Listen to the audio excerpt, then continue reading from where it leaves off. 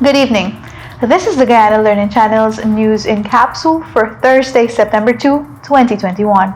In the headlines this evening, new 5-year education strategic plan launched. Ministry of Human Services and Social Security begins countrywide data collection. And Health Ministry considering long COVID unit. In the world of sports, Ronaldo breaks men's all-time international scoring record. Regionally, USAID CARICOM partners in regional development. And internationally, New York declares state of emergency. With the news in details, I am Janelle Singh. The Ministry of Education has launched a 5-year strategic plan to address the many challenges facing the education sector. At the launch yesterday, Education Minister Priyam Majik-Chand said the plan is a combination of extensive consultations and collaborations with a range of local and international education stakeholders and partners. It has been built on 5 pillars, which according to the minister effectively captures the core areas of demand in the education sector. The minister explained that improving governance and accountability in this sector, improving performance at all levels, improving the efficiency of the system, reducing inequalities, and contributing to lifelong learning and employability are the strong attainable objectives of the 5-year plan. The minister said while the education sector over the years has made significant strides, it is nowhere close to where it should be, explaining too that the COVID-19 pandemic only made matters worse for the sector. Meanwhile, Chief Education Officer Dr. Marcel Hudson said the plan also aims to bridge the education divide between the coastland and hinterland, adding that the plan will keep children in school as well as teachers and administrators connected. The 5-year plan also seeks to hold educators accountable for their actions and increase collaborations among stakeholders. There have been previous plans developed for the sector over the years. The new plan, however, is expected to build on the successes of the previous ones. This piece was extracted from NewsSource.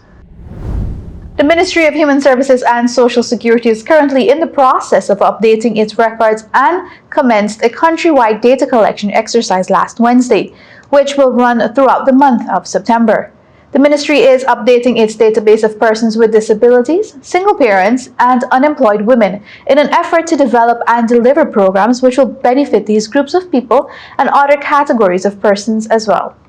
Eligible persons are asked to register Monday to Friday between the hours of 8 a.m. to 4:30 p.m. and on Saturdays from 9 a.m. to 12:30 p.m. Officers will be stationed at the locations to facilitate a smooth process of registration. Registration can also be done online by downloading the form from the ministry's website and emailing it to registrations@mhsss.gov.gy. Because of the adverse after effects of COVID-19 virus on a patient's body, the Ministry of Health is now considering the establishment of a long COVID unit to assist with recovery. This was revealed by the Minister of Health, Dr. Frank Anthony, on Wednesday during a press conference at the Infectious Disease Hospital at Liliendaal. Long COVID, also known as post-COVID-19 syndrome, Long COVID, also known as post-COVID-19 syndrome, and long-haul COVID is a condition characterized by long-term effects appearing or persisting after the typical convalescence period of the COVID-19 virus. Long COVID can affect nearly every organ system, including respiratory system disorders, nervous system and neurocognitive disorders, mental health disorders, metabolic disorders, cardiovascular disorders, gastrointestinal disorders, fatigue, among others.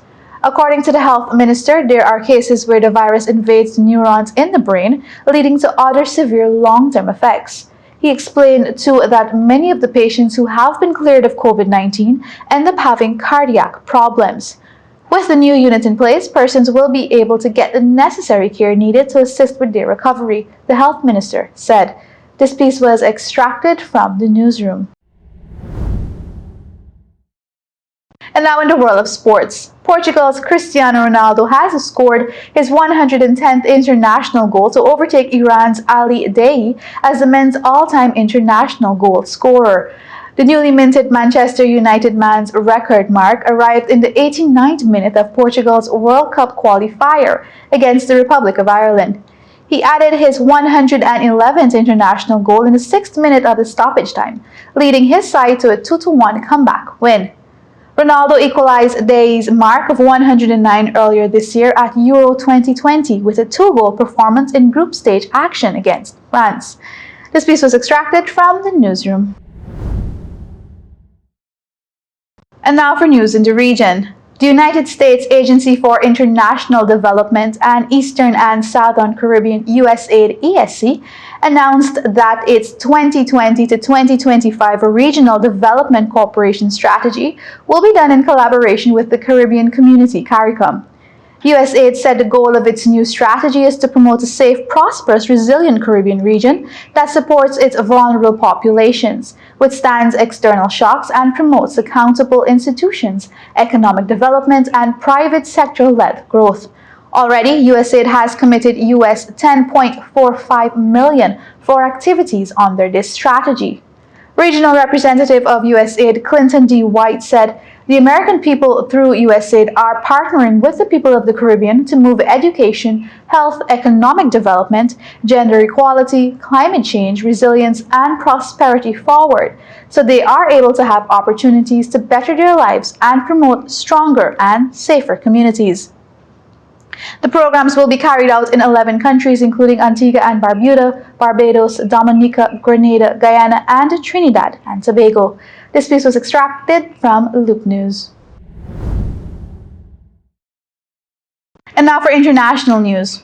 New York declared a state of emergency early Thursday morning as the northeast region was slammed by torrential rain from the remnants of Ida, causing heavy flooding and reports of numerous water rescues. In New York City, a travel ban was implemented until 5 a.m., according to an emergency alert sent by Notify NYC.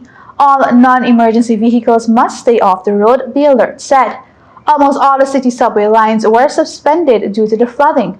Rescuers have been removing people from flooded roadways and subways across New York City, the New York Fire Department said Thursday morning.